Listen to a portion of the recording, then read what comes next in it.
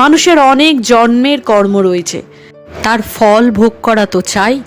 এই জীবনে তো কিছু অনর্থ হয়নি, তবে অতীত কত জন্মের পাপ রয়েছে, এসব ভোগ তারই ফল। ওরা মনে করে কর্মে বন্ধন হয়, আরে কর্মে যদি বদ্ধ করে তবে মুক্তও তো করবে।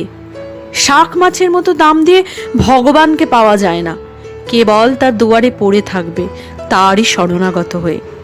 মন মুখ এক করে তাকে ডেকে যাওয়াই সাধন ভজন। ভাবের ঘরে যেন চুরি না থাকে।